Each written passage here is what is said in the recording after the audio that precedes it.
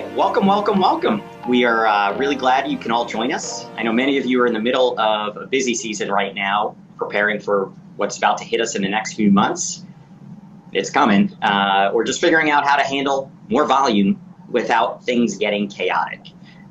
Whatever the reason is, we appreciate you being here. And this panel is ready to talk all about what happens after the sale, that last mile out to the parent. And at studios, right, you're putting a ton of effort into picture day, driving orders.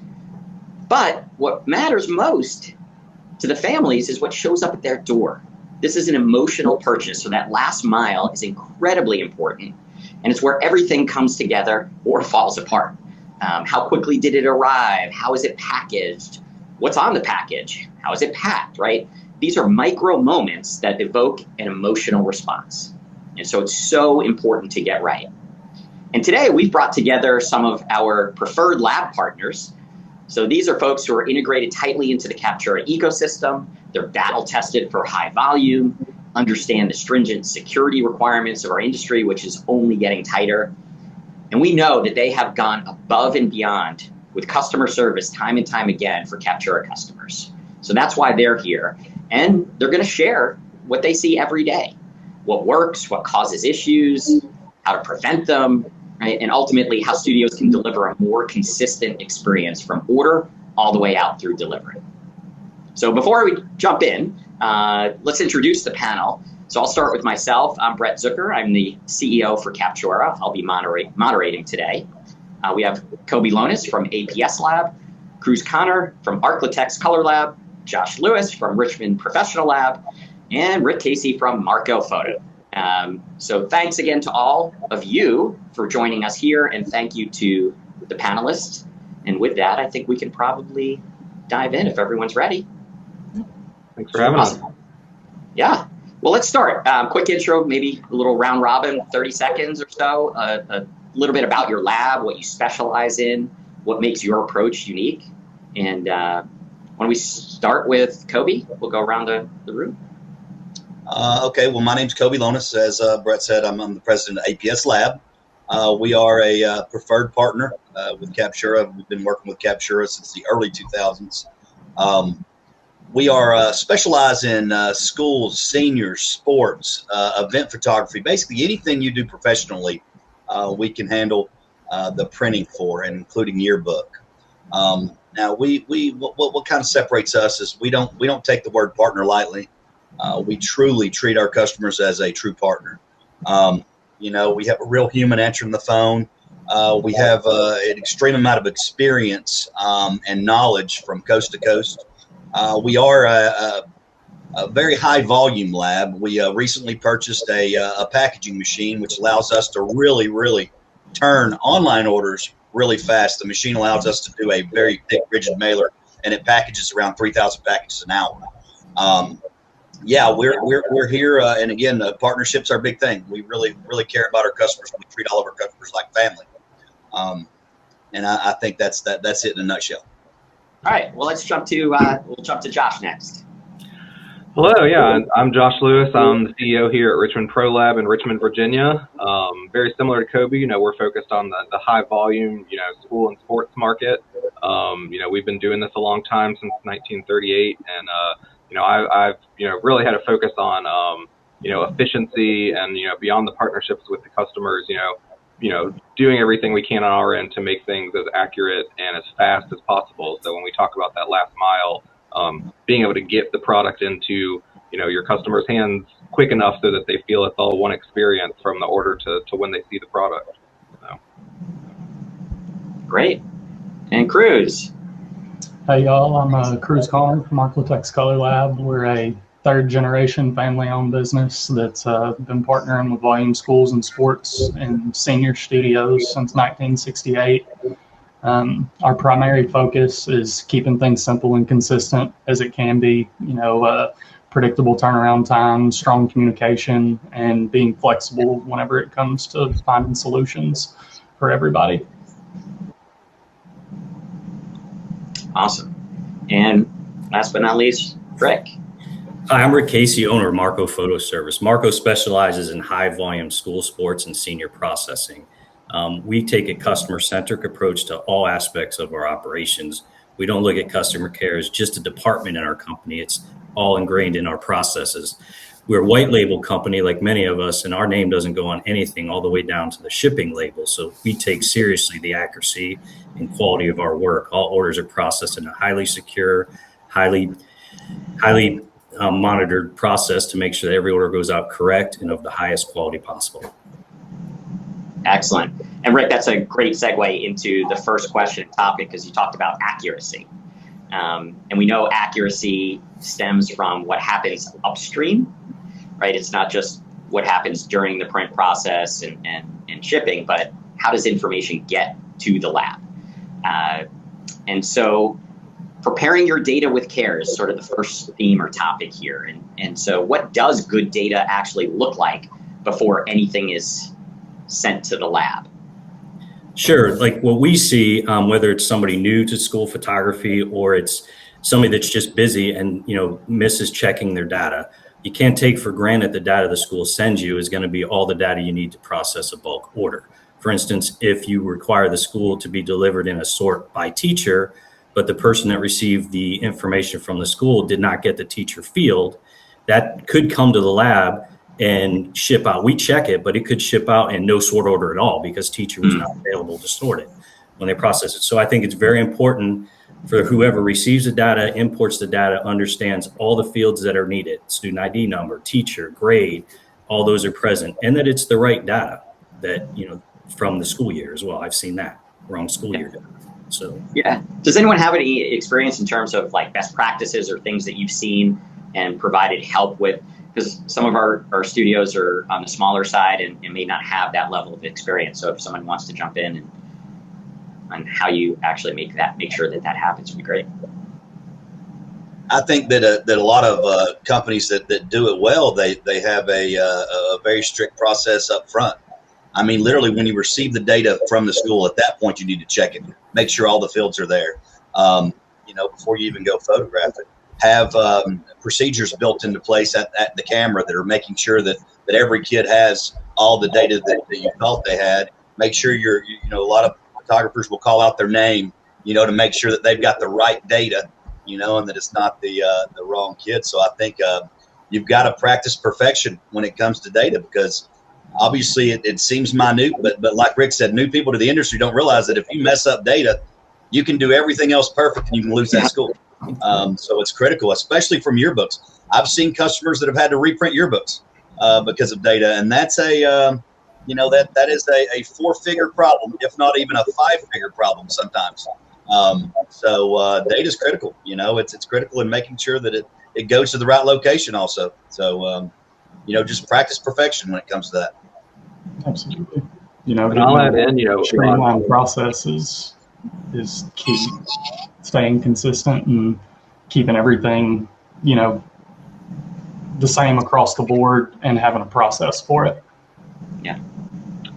And I'll add in, if you have the resources, I'm always a big proponent of having multi-checkpoints pretty much in every process, because no matter how perfect someone is, everyone makes mistakes. So if you have one person checking your data and they're the only one whose eyes ever see it before it comes to the lab, a mistake's going to happen at some point. But we've pretty much, because we have some customers that we do the data entry for, in our full service department, and we make sure that whoever enters the data, a separate person is checking it, or whoever checks the data that came from the school, a separate person is doing the final look. So definitely, for a smaller studio getting started, if you have the resources, I would say have a second person check your work all the time. Yeah, I think one of the things that I saw last season, busy season, was when data issues do come up, like how quickly you as labs recognize when these things are happening and can kind of either hit the pause button, raise your hand, reach out to the customer, reach out to us, and obviously we work incredibly well together, so we can solve those problems, which is awesome. Well, so just assuming for a second everything is brought in really well, so we've got great data up on the e-commerce site, and so it's really about then how do we provide a great shopping experience? The data's solid. That next step is what happens for the parent when they want to buy. I know one of the things that often happens, and when we're talking to studios about setting up their price sheets, right, overcomplicating pricing, kind of can cause issues from that experience. Keeping it simple, making it very clear, but it also has ramifications downstream when you're going to print. I think the cropping is one example of that. Are there things that you talk to studios about when you're setting up what products they should offer?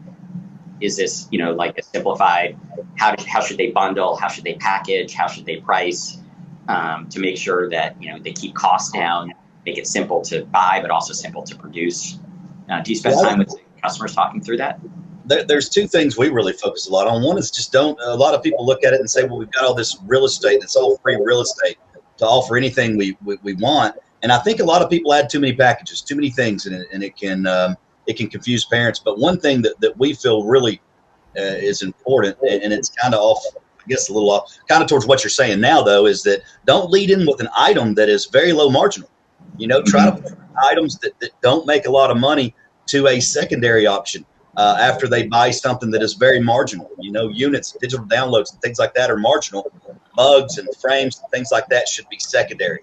And a lot of customers will push those out in the front, and they're just, if a parent's got $25 to spend, you want them spending that on something that you're going to make good money on, and not spending that on something you're going to make less on. So we try to educate our customers to lead out with more marginal items, and then push them to order that first, then they can add something else on that's less marginal.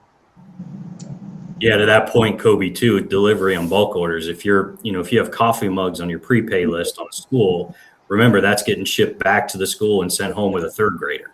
So, loss/damage kind of goes up pretty high. So you think flat on prepay, and anything that's not flat-ish. Magnets are great. Those things are great, but when you get into mugs, cups, keep those as a secondary order. That's a good point. Yeah, great advice. I don't know, Josh or Cruz, if there's anything else you want to add for that topic. Just to echo Rick, I was going to say the same thing. I always push magnets. I feel like magnets is kind of a timeless product. It's flat. It doesn't damage other prints. It's kind of a win-win-win there. So, and besides damage, on that ship to home stuff, if you can keep everything flat, your shipping charges are going to be much lower than if you're having to ship, drinkware and stuff. So that helps your margins also. Yep. Getting Awesome. with us as the labs and asking what is popular to simplify those price sheets and know, we're seeing it on a nationwide level, what's selling good, what's not selling good, and can probably save you a lot of headache from putting a bunch of price sheet or stuff in your price sheets that is just wasted space. Yeah, great advice. Definitely talk to the labs. They know what's going on for sure. All right, well, so we've got great data coming in. We've got a great e-commerce experience, and now parent places an order that needs to go into production. And I think we started to allude to this with the quality of the order and the ripple effect, or quality of the data and the ripple effect it could have downstream. And so I think, I know you all talk around this concept of test early and test often, right? Making sure that every studio is testing orders and processing them and going through the entire, all of the steps before going live. So I know, Josh, you actually had a strong viewpoint on this, so I'll let you kick it off. Yeah. Test early and often is kind of really what it all comes down to, and that's test the entire system. We're always happy to do test orders. We prefer doing test orders. These days, in the year 2026, between the lab side and the Captura side, there's a lot of very cool, sophisticated things you can do with a package ordering. There's templating, there's different cropping, there's we have different products that people ask us, hey, can you set up a way to have the name look this way? And like, oh, we've never done that before, but let's try it out. And then if we say, okay, we've got it up there for you, send in a test order, and then we never hear back, and then you don't send a test order till the first real job comes in, that's how stuff can go wrong real quickly. So I'd say all the labs would agree, if we're setting up anything for you, definitely well before your school shoot, send us an order. We'll put it all the way through the lab. We'll tell you if anything looks strange. And, the high volume world that we live in, if things go wrong, they go wrong also at a high volume. So you got to always remember that. And, it's worth the extra hour to do some testing than it is to spend the next, week with headaches. So. Yeah, for sure. And how about from a timing perspective, you don't want to get too close to that first shoot date. Like, when should people be thinking about running these test orders and seeing what happens? Are you guys available anytime? Yeah, we're available all the time. What I see is typically, I'll say all customers, but some customers, once the school season's over here in a few weeks, they check out for a couple months in the summertime. Yeah. You can't reach them, which I understand, but then they get back in August and they're a week from their shoot and they're like, hey, I need to set this price list up. I need to test this. And I say, remember, everybody's doing that. So, if you just get it in a routine where I want to get everything set up for my next fall season in May, June, before I break for summer, then you just sail right into the season, not worried about testing. So, yeah. And what are some? Oh, sorry, yeah. Yeah, no. One thing that we do with new accounts specifically is to test shipping as well. Wherever they're at in the country, we have multiple shipping methods to get the consumer, and we recommend that they go ahead and go through a full order and have us ship it to their place. But one of the most important things to test is new products. Anytime they do a My Design, they're linking into something on our side. We've had issues with they're linking an 8x10 to 2 5x7s, or we've had issues where we even linked something wrongly, like they were ordering a license plate and somehow we tied it to something completely different. And luckily that customer tested it thoroughly, and we were able to get it fixed well before the season. But they've got to do it, I would say, at least a month before you begin shooting, so that we have time to change something if we need to. And again, to look at how long does it take to get from the lab to the consumer, so that they have an idea of what the lead time is after it ships. It's important. Got to kind of piggyback off of what Kobe's saying.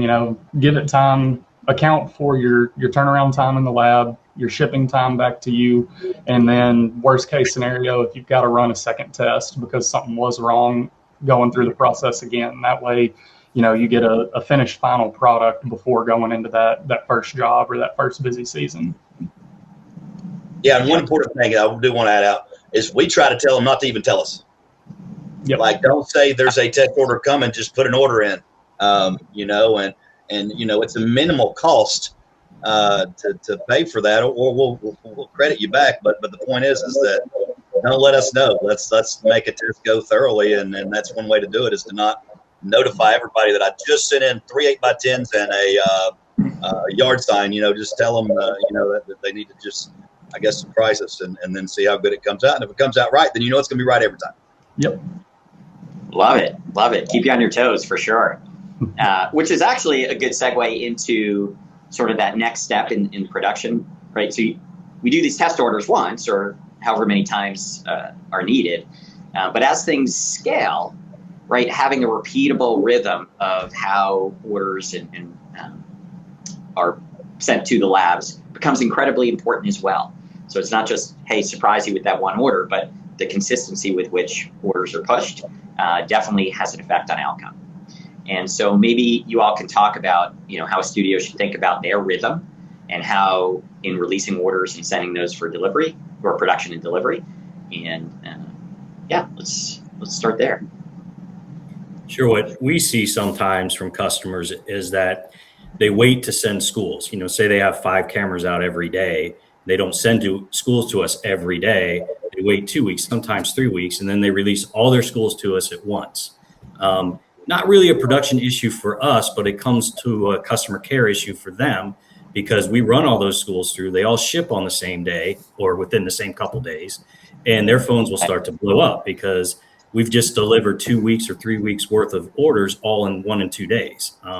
Again, if there is something wrong, if you're sending every day and you're in a rhythm, we catch it early before you send in a bunch of schools, so the correction can be made before other schools are sent in. So, yeah, and I think it's, we go back to those micro moments of the parent opening it up and the emotional response, the timeliness of when I place that order to when it shows up in my mailbox or in my kid's backpack is incredibly important. I think, maybe those production times, how how does that get affected by how the cadence with which you release orders?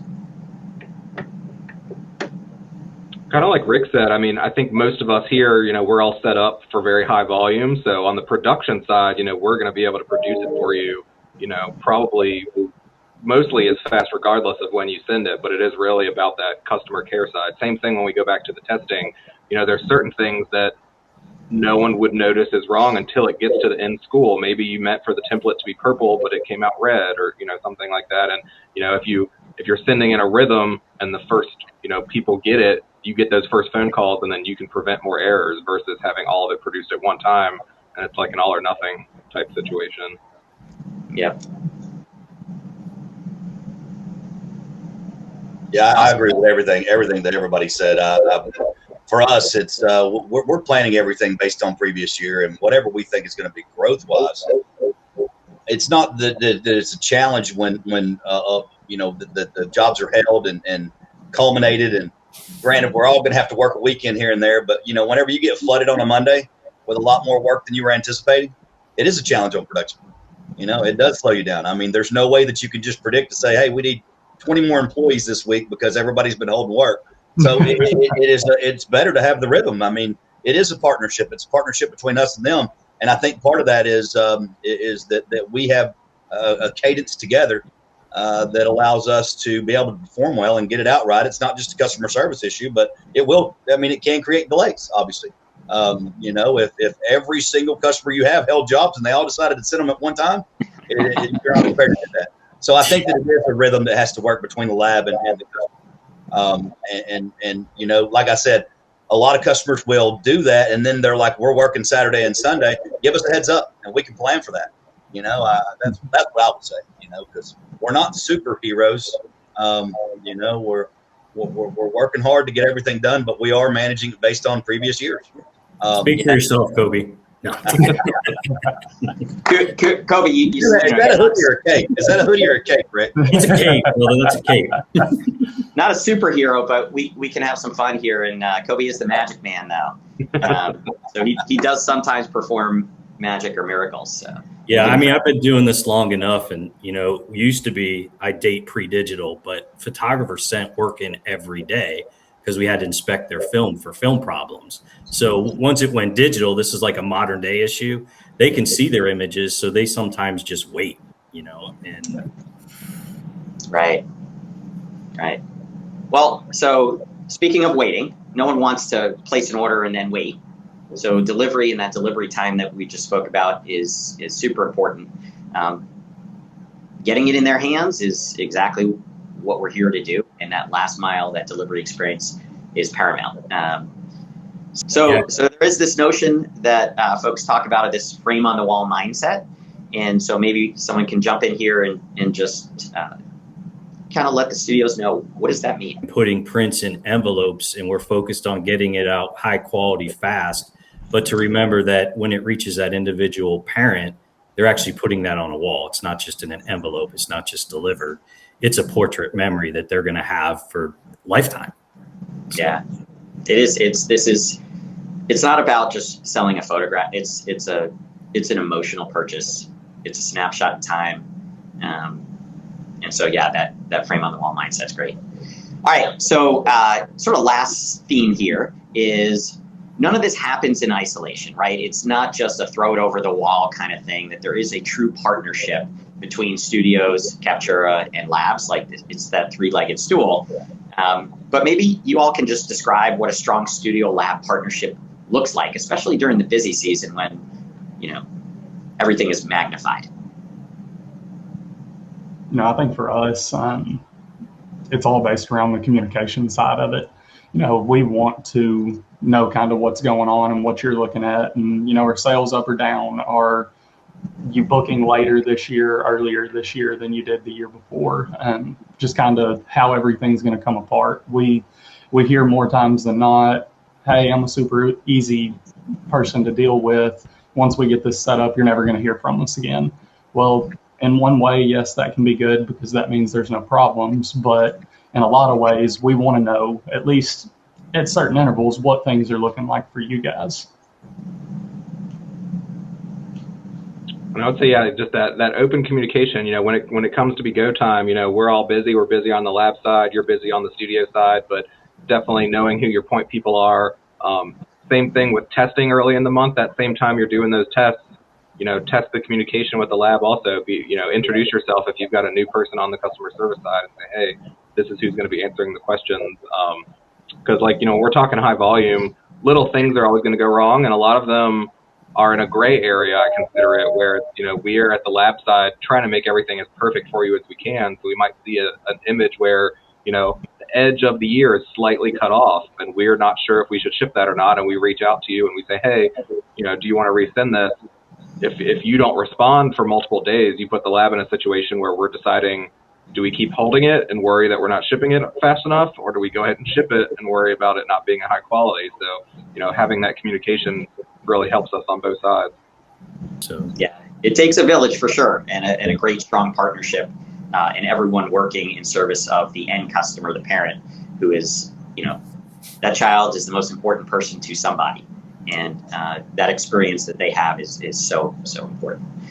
Hey, look, I know we're wrapping up here, but on behalf of everyone who's watching, on behalf of Captura, I just want to say, Cruz, Rick, Josh, Kobe, thank you all for sharing your perspective.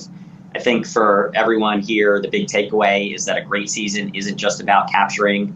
It's not just about sales. It's about how everything connects all the way through to that parent opening up their purchase and evoking that emotion. And I know from our perspective at Captura, we do really treat this like a three-legged stool. It takes that studio, it takes us, it takes the lab. And so we're proud to be partners with the folks that are on this webinar. All of us together is what builds consistency, trust, and a long-term relationship. And so with that, we'll say thank you and hope you enjoyed the discussion. We look forward to seeing you again soon.